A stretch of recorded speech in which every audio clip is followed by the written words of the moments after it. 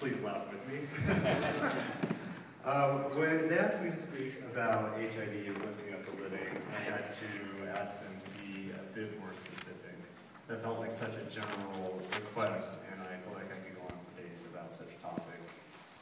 They gave me indeed a detailed response on how to be more specific, and a couple things stuck out to me. And one was the notion of living with HIV in modern terms, and the second thing that stuck out to me was this notion of new hope. And I think this phrase of new hope is something that has stuck out for all of us who are speaking tonight. When you hear the stories like Phil's and recount those times, you can't help but already realize that we live in such a different time now in this century, or in this decade. And even without knowing much about HIV, you can just see the difference. And even though there's no cure yet, it feels really, really close. People are now living the medication studies that they originally put on in order to see whether they're a survivor or not. And the medication side effects are at an all-time low. Doctors say, and they seem to truly believe, that as long as you stick on the medication plans, there is no reason that you should not live until elderly age due to HIV. God forbid you don't get hit by a bus. And in the modern technology also that has helped us with HIV, and the viral loads in people's bodies go down to undetectable levels, which helps them become less infectious to others. And I'm not quite sure how official what I'm about to say is, so I'm not going to cite anything, but I'm pretty sure that HIV is actually no longer even regarded as a terminal illness, but instead as a chronic illness, which that in itself is a pretty amazing thing. But even with all this incredible new hope that I'm talking about right now, I think it's fair to say that amongst it, everything is not necessarily perfect. It'd be incorrect to say that for the people living with HIV and AIDS today, that not everything is okay. A lot of unnecessary misconceptions have carried over into modern life with HIV. And while some of these concepts were very true to the past, these notions now can often be myths, false beliefs, and even damaging fears. And of course, where I'm going with this is one particular angle that I had to settle on for this evening, and that was the issue of stigma. And for those of you who aren't familiar with this concept of stigma, I have a definition. And it's, of course, a very technical definition, so I'll try to read it straight up. Stigma is an attribute, behavior, or reputation which is socially discrediting in a particular way. It causes an individual to be mentally classified by others in an undesirable, rejected stereotype, rather than in an accepted normal one. Without a doubt, stigma is one of the biggest issues faced by modern HIV today. When I talk about this, I'm actually reminded of a funny little story. A few years ago, I was in the Sports Authority store at 10 searching for a new swimsuit, and I wanted to try one on. And I was looking for a changing room, and I could not find one. And so finally I did find one, and it didn't say male or female, so I just figured, hey, maybe it's unisex since it's the only one I could find, and I ran in and I started doing my thing. Well, moments after I walked in, a few girls kind of came in afterwards, and I could overhear them talking. And they're kind of giggling and talking about boys, and I was kind of giggling, eavesdropping on them as well. So I was listening to what they were having to say, and I heard one girl say to the other one, what about so-and-so? What about this guy? He's a total catch. And the other girl said, oh yeah, he's so good looking, and he's such a good guy, I would date him in a heartbeat. Except he has the HIV. And her friend responded back, oh yeah, you're right, and she just kind of agreed. Now, I'm sure many of you in this room have heard the phrase the HIV, simply pronouncing HIV as HIV. And in a way, it's pretty offensive. Not even people living within the HIV community knuckle up each other and say, hey, what's up my HIV? So it's not that kind of offensive. It's very different. But this one moment, overhearing these women, had a huge impact on me. And first of all, it had an impact on me because I figured possibly I was actually in a girl's dressing room, after all. I gathered up my clothes, got my stuff, and got the heck out of there. But second, it definitely had an impact on me because here they were, and they had just made this statement that I thought was pretty horrible about this guy, who they themselves had just deemed as a great guy. The ironic thing in this situation was they actually didn't talk anything about his health. There was no talk of that, which just in itself, again, shows improvement from 20 or 30 years ago. But there's definitely a sense of discrediting this man as a potential partner and in some ways as a human being.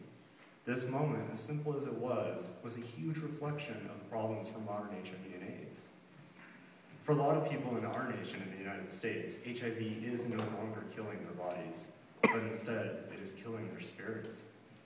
The examples don't just stop at these girls in the dressing rooms, and it's actually even within our own gay community, where the support should be at its greatest. A bit over a year ago, I had heard about a survey they had done on the website called Connection. And for those of you who are not familiar with this website, it is yet again another online social networking website, but it's focused towards gay and lesbians, and it was started here in Denver. And they had done a survey just asking the simple question, would you date somebody who is HIV positive? And from what I heard, almost 70% of the people who answered said no. I wanted to try to do my own research for this, and therefore decided to take to the pages of Craigslist and look up their ads. My goal was to see how many ads in a 24-hour period that would say things that were kind of rejecting towards those who were living with HIV and AIDS. And I wish I could have actually brought an actual number to the table tonight, but there was just so much out there, and apparently Denver loves Craigslist. So I could not, I could not swing through all of it. But as I was looking through it, I saw so many ads, one after the other, that said things like, you must be clean, drug and disease free only, I'm negative, you be too. And I just ran out of energy to shift through it all. But no doubt, the majority of the ads reflected this kind of disallowing attitude. Now I understand that people don't want to get HIV, and I don't want people to get HIV either. But I have to wonder, is this a modern version of not sharing drinking fountains with each other? Is this a modern version of kicking people out of swimming pools? If the current healthcare in the US and the United States is so successful for people living with HIV, how come the mentality about it has not grown with it? We are blatantly seeing trends that majority of the people do not understand what it means to be HIV positive in our current day. Contrary to the popular myth, with modern treatment, it is actually quite easy to have relationships, even those that are sexual and remain quite safe without any problems. I'm often amazed when I see people who are in relationships together and one person is positive and the other person is negative, and I sit there and I think, wow, you guys get it, and that's amazing. But I'm also still horrified by how the majority of the people still don't get it. So many people would rather just not even talk about HIV and run away from it instead of educating themselves and taking the time to learn about what actually is involved with not only safe sex, but with what I like to call having sex smart. Interestingly enough, the modern issue of stigma is not just a problem for itself for those who are living with HIV. And tonight, one thing I want to do a little bit differently with the concept of stigma is put it in a bigger context with the entire community as a whole. When you look at things on a grander scale, this is an issue for everyone, whether you are HIV positive or whether you are HIV negative, whether you are male or female, straight or gay, or black or white. For those of you who are HIV negative, it is okay to be scared of HIV and AIDS. These are scary things. But if you are HIV negative and you are the type of person who says, I can't date somebody because they have HIV, and this is your way of keeping yourself safe, you may be putting yourself even more at risk than you realize. Running from those who are positive only fuels the stigma in our modern culture. And that stigma is causing people to get tested less and less. Therefore, it is estimated about 1/3 of the people who have HIV right now do not even know they have it because they didn't get tested. These people go around and are identifying as HIV negative while the virus is skyrocketing in their system, causing them to be more infectious to others. Meanwhile, those who are running away from HIV and the people who are open about it, these people are often running into the arms of the people who really don't know their status at all. And the medical community estimates that this is where the majority of infections occur. So avoiding people with HIV is not the way to keep yourself safe anymore. It's different, it's changed. It can actually put you at more risk. Being educated and knowing how things work is what keeps you safe. To switch gears on the other side a little bit, this applies in a similar way to those people who are HIV positive. Because of this stigma, there's a strong silence within the HIV community. Those who are HIV positive here in Denver probably see this a lot, that people who are HIV positive just don't talk about it a lot. A A lot of people don't even often disclose their status because, for one, it's very scary, and for two, it's a very vulnerable thing to do. Whether it's with a total stranger or with people that you really like and care about. It is easy to keep other people safe when you're on medications and you know your parameters.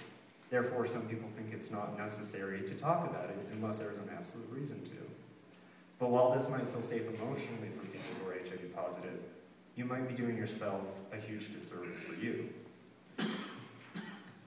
Your participation in silence to any degree could be interpreted as your own contribution to the stigma in HIV today. How can we as a community learn the honest truth about the safety of HIV if nobody is telling anybody else about it?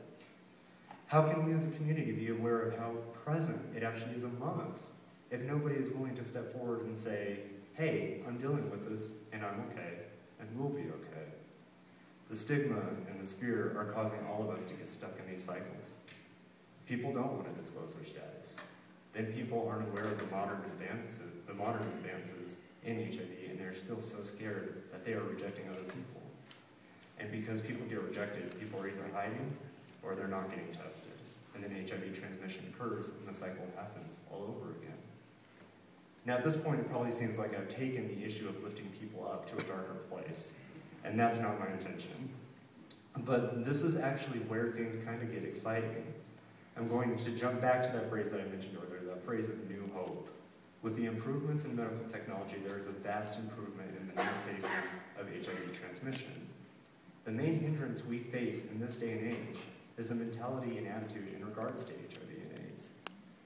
And the exciting thing about this is that there's power in all of us to help change this problem.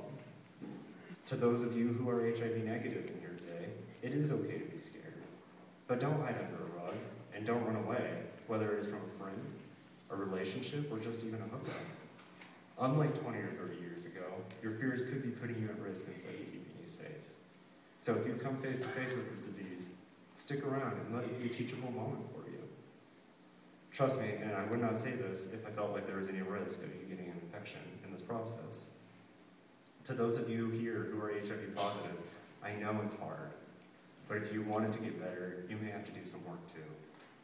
And some of that work may involve being a bit more open to those around you, being able to discuss what HIV is about in these modern times and how it works. You definitely have a cross to bear, but you hold an amazing power to teach people, to raise awareness, and to make a difference. You are the person who knows how to acknowledge HIV for what it is and for what it isn't. Silence helps no one, but your voice can help everyone. And I can't stand up here tonight and say all these things without putting my money where my mouth is. Perhaps I will admit that the comments those girls made in the dressing room had an impact on me for yet another reason. And that was just because a few months prior to seeing these, or to hearing these women in the dressing room, I had my own HIV diagnosis. This may not seem like a shocking fact for me to say standing up here already talking about modern life with HIV, but there's people in this room who may already know me, but may not have known this about me. And for those of you who did not know this about me, I have to honestly say that I'm sorry I was not more forward with it in the past. I was helping nobody by doing this. When I received my HIV diagnosis 3 years ago, my first thought was, I'm going to die.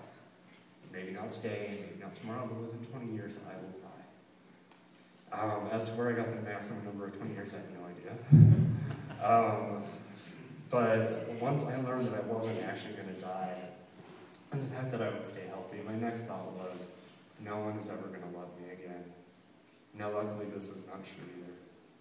But for so many people who are living with HIV and AIDS, this can be very true. We can take pills to save our lives, but we cannot take pills to get people to love or accept us.